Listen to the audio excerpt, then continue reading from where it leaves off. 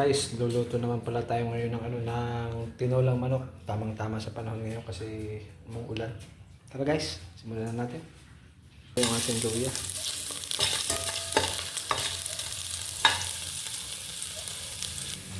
Sunod natin yung bawang.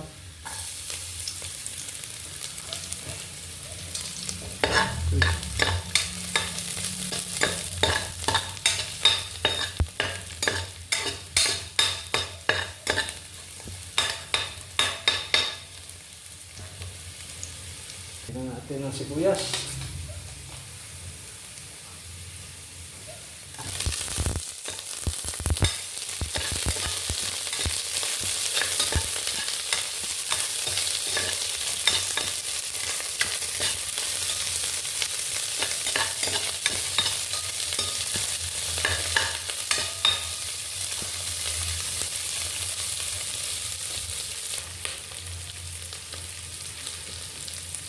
Lagyan na natin yung manok.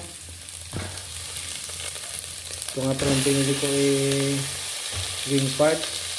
Pinagputol-putol ko lang.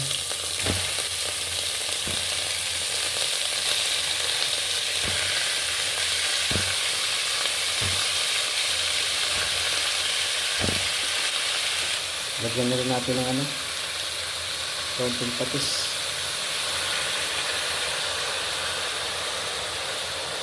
Gigisa lang natin siya ng kaunting minuto. Papupulahin natin ng kaunti yung karne.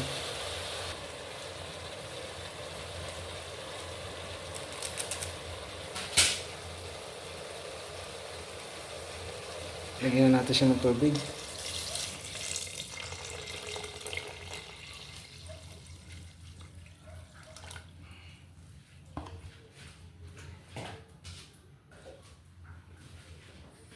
Takloban na lang natin muna natin para mas mabilis ang kulo.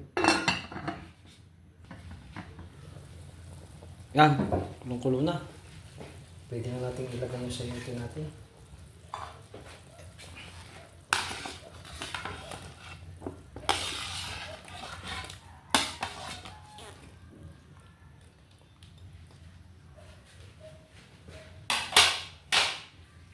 Tatakloban lang muna ulit natin para mas mabilis maluto yung gulay.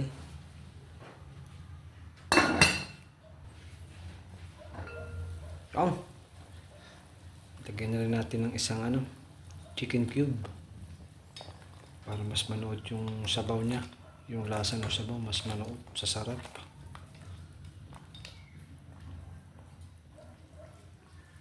Takloban muna ulit natin para mabilis maluto ang gulay.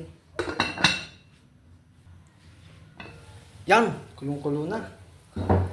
Pwede na nating ilagay yung talbos ng sili.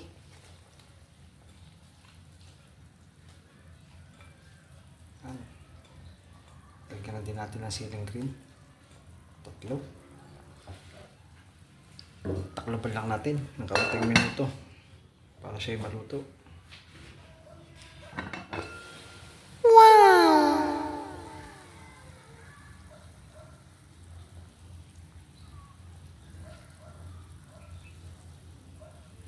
Yang luto na ang ating tinolang manok.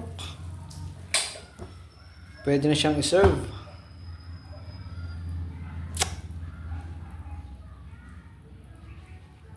Dito ko na lang pala tatapusin yung vlog ko guys.